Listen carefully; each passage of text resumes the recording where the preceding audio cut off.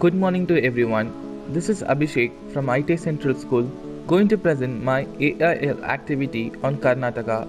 My topic is story narration and today I'm going to narrate a story from Karnataka. The story name is Surya Mattu Akasha, which can be translated as the sun and the sky.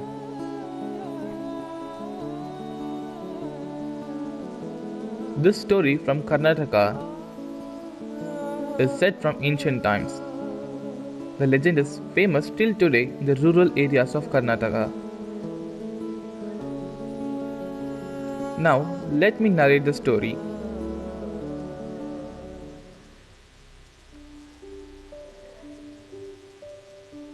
Folk Tales of India, Tales from Karnataka. Why the sun and the sky went up. Once upon a time, the sun and the sky were so close to the land that the trees grew crooked and people could barely stand upright. The sun's rays reached the earth unhindered. Heat stroke was a common occurrence, and one in every three people suffered from it. One day, an old farmer with a freshly shaven head went to his farm to reap his harvest. The scorching rays of the sun hit his bald head and heated it so much that his skull cracked open. Same day, the farmer's daughter was vigorously pounding rice in the lawn. She was so engrossed in the task that the pestle kept going higher and higher with every stroke. Soon, it bounced back from the sky and her skull cracked up open into two. In the evening, when the farmer's wife came out of the house to call her daughter and husband for dinner, she was shocked to see that her family was no more. Grief stricken, she cursed the sun and the earth to go away. Why don't you go away? Taken aback by the queer request of the bewildered lady, the sun and the sky began retreating towards heaven. This condemned several places to severe droughts and deprived many a country of heat and light.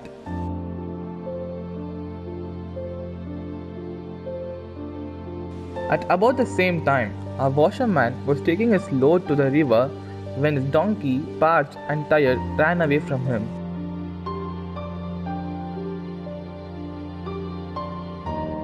The washerman begged the donkey to stop.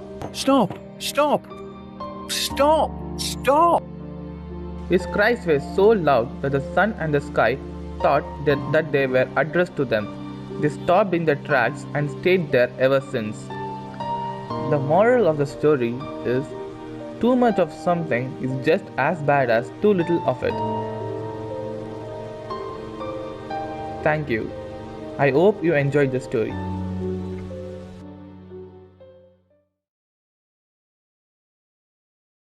Hello everyone, I am Kartika of class 10C from ITI Central School, here to narrate a story. Folk Tales of India, Tales from Uttarakhand. The Four Companions. At the foot of the Kumaon hills there lived a donkey. His master made him work all day and night. One day the donkey thought, I have a deep voice, I can sing. Why should I work for the cruel farmer? Instead, I can entertain the people in the town with my singing.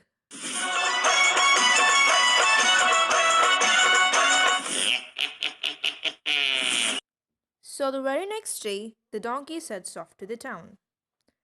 Just as he was on his way, he met a dog. My master has driven me out. But you bark so rhythmically. You can join me. Then we can go to the town and entertain people with our singing. The dog liked the idea, and they started walking together. A few moments later, they met a cat. My master does not give me anything to eat. But you meow so melodiously. Join us. We'll go to the town and entertain people with our singing. The cat liked the idea too. Few moments later, they met a hen. My master wanted to sell me off, so I ran away.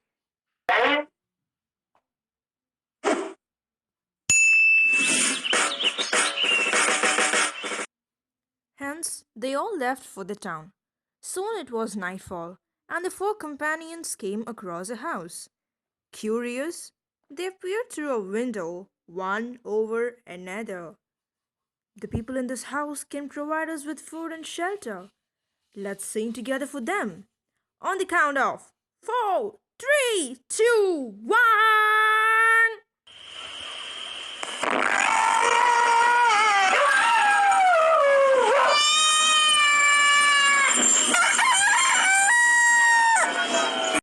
Now it so happened that the house belonged to two thieves. They could not believe the strange sight and noise they were witnessing.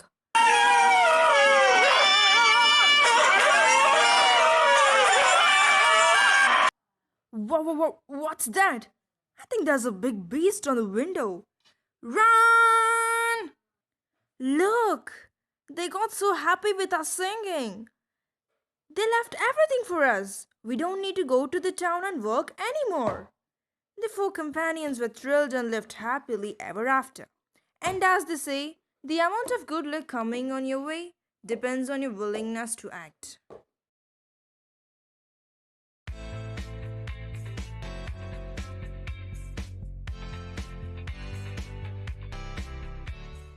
Hi everyone, this is Jayashruti and today we are going to see a cooking video and what we are going to prepare is gehat dal paratha. So let's see how to do that. For that, I have soaked the dal overnight and I've cooked it in the cooker and I've removed all the water from here and I've smashed it with my hands, and so this is how it is. To this we are going to mix. So these are the things which are required to add to the smashed dal. So this is dhania powder, half tablespoon, chili powder, 1 tablespoon, chopped onion, half chopped onion, half tablespoon of garam masala, turmeric, finely chopped chili, with coriander leaves and required salt. So let's start mixing all whichever is required. First, I'm adding a little turmeric. Then let's add the chili powder.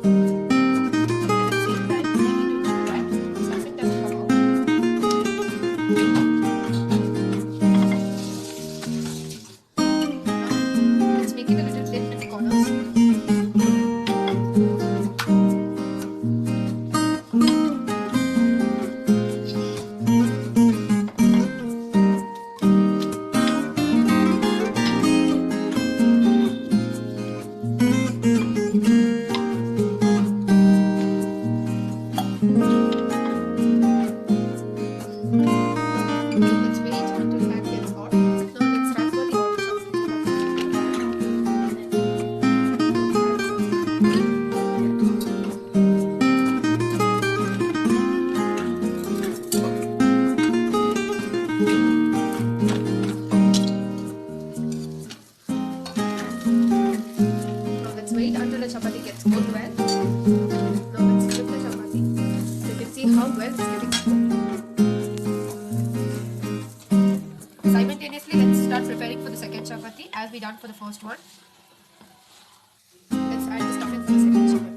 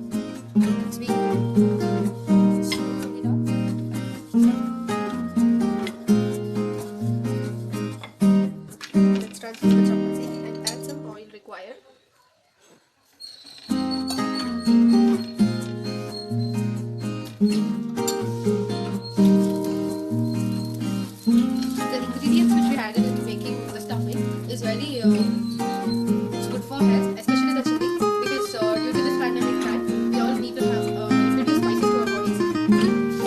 This is initial medicines that we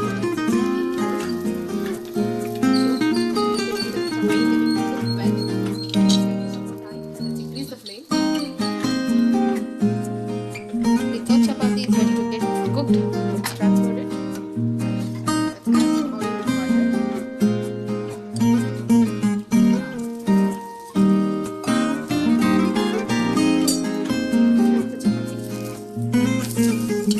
flame so that the chapati gets cooked well. And let's wait for some time. Chapati is getting cooked. Chop some onions. Yes. It will be a good side dish for chapati.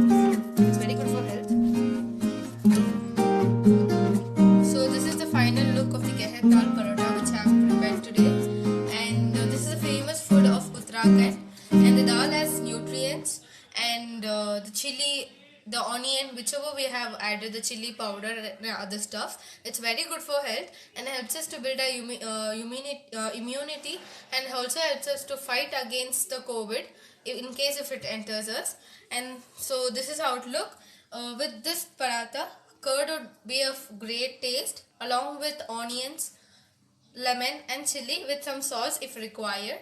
So this is the overall look. Hope you all enjoyed watching the video. Thank you.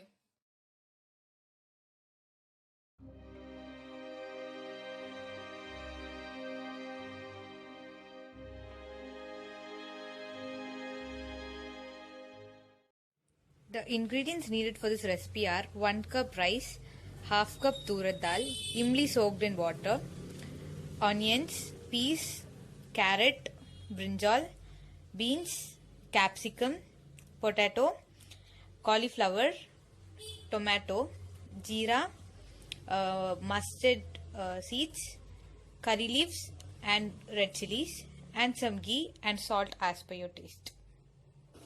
Let's heat the pan. After the pan is heated, add some ghee to it. Now let's add mustard seeds, jeera seeds, curry leaves and the red chilies. Now let's fry them. Now add chopped onions. Let the onions turn into brown color. After the onions are turned into light brown, let's add chopped tomatoes. Sort them well. Let's add some turmeric powder and mix it all well. After it's mixed well, now let's add all the vegetables one by one. First, let's add some peas, carrots, beans, potatoes, brinjal, and cauliflower. Now let's add some salt and mix it all well. Now let us mix it well. Now let us also add the capsicums and mix it well. Now let's wash the rice and the tur dal with water and then add it into the vegetables.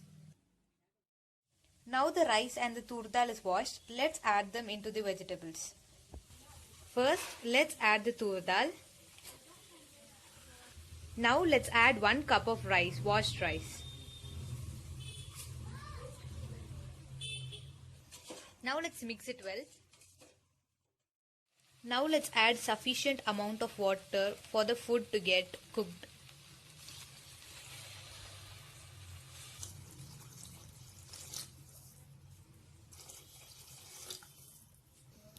Mix it well and let's add some more salt as per your taste. Now let's close the lid and wait for the whistles to come up. Let us wait till 4 to 5 whistles. After the whistles have come, now let's open the lid. We can see that the rice is well cooked. Now let's add the imli water into it. And at last the bisibelabath powder.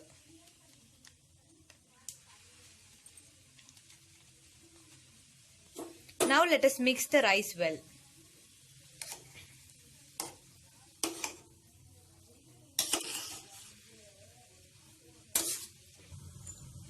Now the bisibelabath is ready. Let's add some coriander for garnishing it.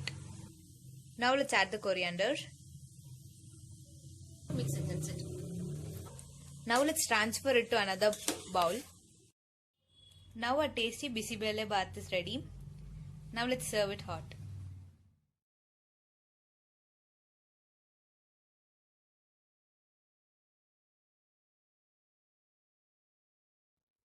Warm welcome to one and all. I'm Tanya and today I'm going to be speaking about the textiles of Uttarakhand. The beauty in the valleys of Uttarakhand is appreciated by the elegant and colorful crafts of Garhwal and Kumaon. The Himalayan weaving tradition in Uttarakhand mainly produces woolen fabrics along with beautiful cotton and silk goods. Weaving is one of those traditional crafts that are deeply connected with the lives of the local hill people and their rich cultural heritage. It is the Bhotia Himalayan weaver community which dominates the weaving industry of Uttarakhand. Apart from the Bhotias, there are also other communities like the Rompas and the Kolis. The industry produces great variety of textile products like socks, caps, scarves, sweaters, mufflers, etc. to more specialized items like shawls and carpets. The serenity and grace are perfectly matched with the traditional textile designs of the Himalayas, which are carried down from generations to generations.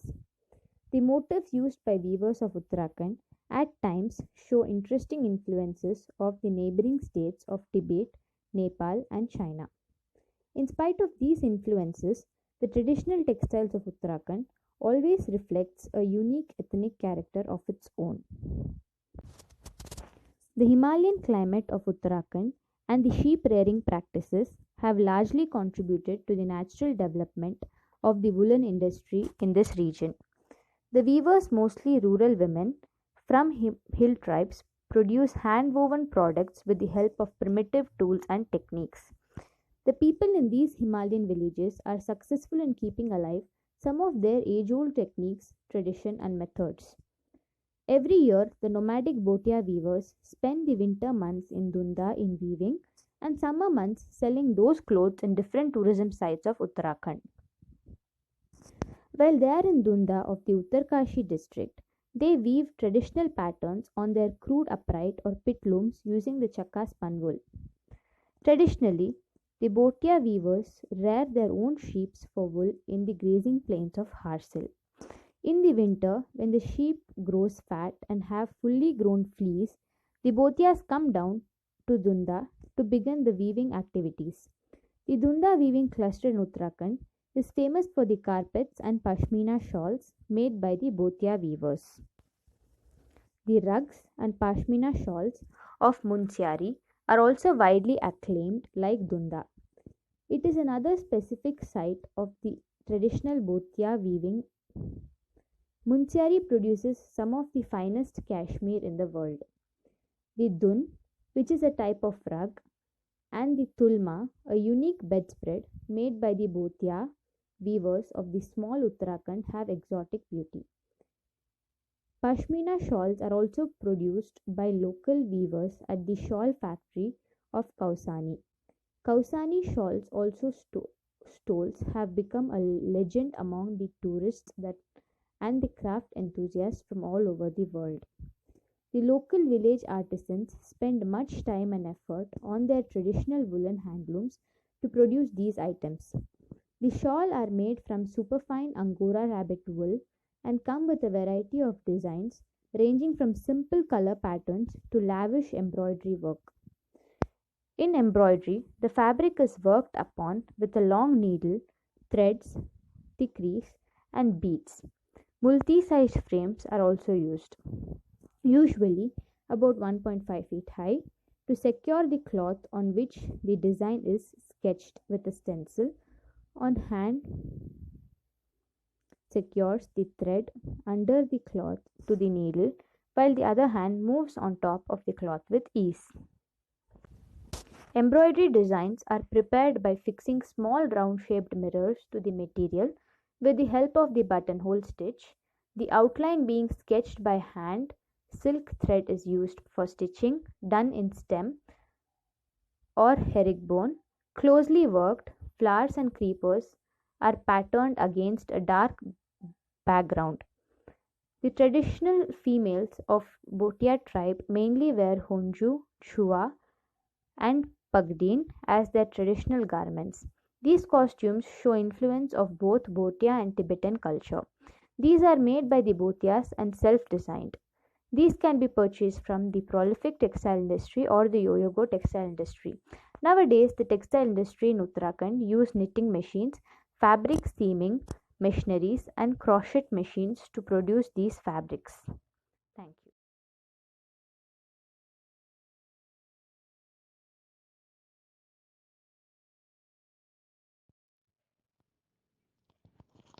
Warm welcome to everyone.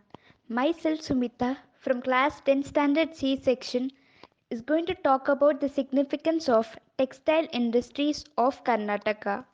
The state has presence in complete textile value chain starting from production of fiber to manufacturing of garment and other finished consumer products. The state contributes 49% to mulberry silk production, 12% to wool production, 6% to cotton production in the country. There are 17 spinning mills in the state with a total capacity of 3.6 lakh spindles. The weaving industry of state comprises of 40,000 handloom weavers, 1,20,000 power looms. The Karnataka state's performance in apparel industry has been so successful that it is often called the garment capital of India. Bengaluru is the largest garment manufacturing cluster with 400 garmenting units and hosts several large-scale garment companies such as Shahi Exports, Laguna Clothing, Raymond, Madura Garments, etc. The state has well-established textile parks situated at Dodda Balapura, Mundagiri, Karur, Hassan and in Gulbarga area. The Karnataka government has released the new policy, the new Textile and Garment Policy 2019 to 2024.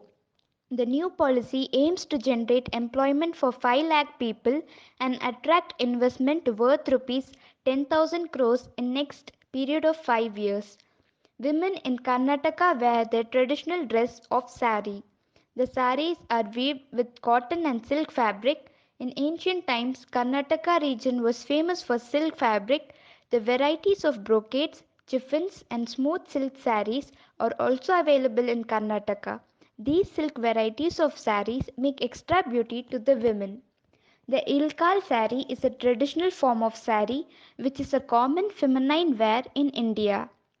Ilkal sari takes its name from the town of Ilkal in the Balgolkot district of Karnataka state. These saris are locally woven using cotton wrap on the art silk wrap for pallu portion of the sari. The peculiar characteristic of the sari is the wrap threads and the pallu portion are prepared separately either with the art silk or pure silk depending upon the quality required. Mysore Silk Factory located in the heart of the Mysore is spread across acres of land and is mainly responsible for silk weaving and distribution of silk products. Mysore silk is produced by the Karnataka Silk Industry Corporation Limited (KSIC). The growth of the silk industry in the Kingdom of Mysore was first initiated during the reign of Tippu Sultan. The traditional dress of Karnataka show the harmony of modernity and culture of the people living in the South Indian state. Famous dresses for women in Karnataka are Arani silks, raw silk saris, Valkalams, chiffon saris, Kora saris, crepe silk saris, Patola saris, Mysore silk saris. The traditional dress for men is lungi. It is worn under the waist below a shirt. To cover the shoulder, men take over Angavastram. During festive seasons or special occasions, men wear panche which looks like dhoti. Mysore Peta is the conventional headdress for men. Kodagu is a district in the Karnataka which is also called as Coorg. Its traditional outfits are unique, simply look attractive. Speciality of Coorg saris. The Coorg style draping is exclusive, representing the rich culture of this part of South India. The pleats of sari, which commonly remain at the front in other types of saris, but here the pleats stay at the back of the waist. Stunning fabrics are used to design the stylish outfits such as satin and silk and many more. The traditional clothing for men in Coorg is the kupiya. A knee-length half-sleeved coat, kupiya is worn over a full-sleeved white shirt. Apart from the coat, a maroon and gold sash called the chele is tied at the waist. Hope this was informative. Thank you.